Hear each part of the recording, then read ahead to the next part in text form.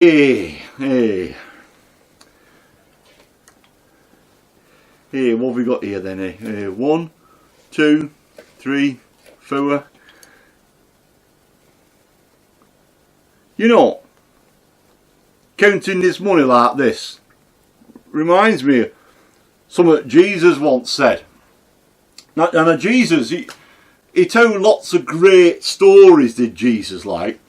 And some of the stories he told were like everyday stories.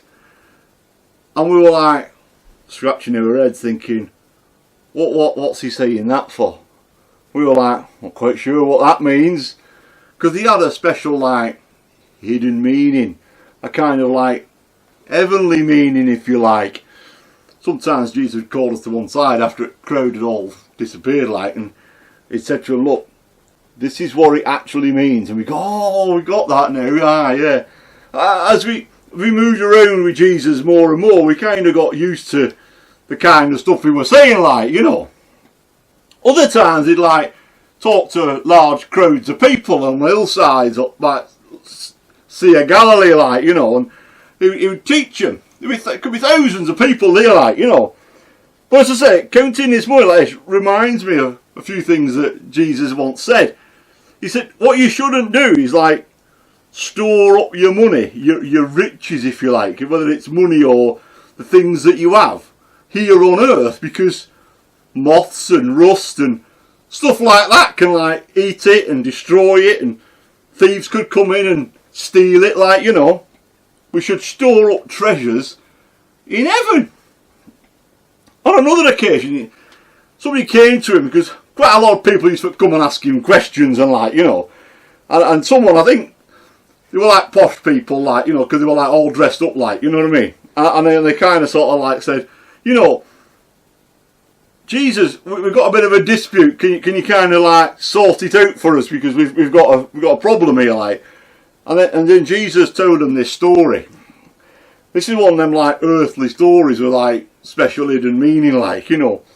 And he said there was once a farmer, and he went out sowing seeds, and crops grew because sun shone and rain came down, and he ended up with loads and loads of crops.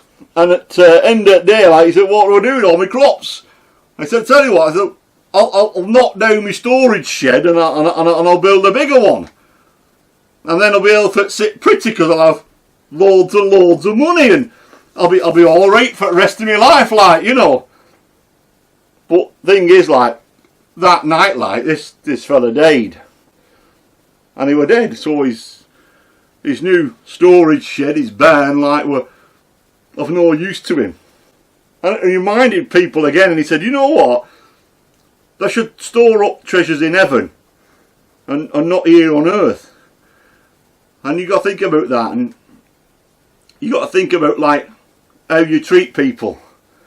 We should like follow Jesus and some of the other great teachings that Jesus spoke about, like, you know. And we should really follow him, and we should be good to people. And if we see someone that's not got something, we should help them out, like, you know, and show kindness and love and compassion. Not be like self-centered and not get jealous and not be greedy. But I think above all this kind of stuff, we really, really should show love to one another. And in that way, then we can start like to store up treasures in heaven, like, you know.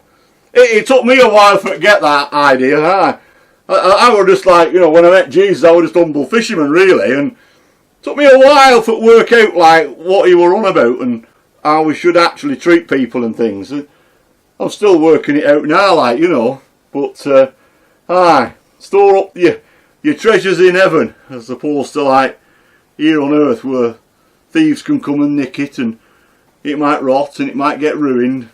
So store them up in heaven. That's best bet, I think.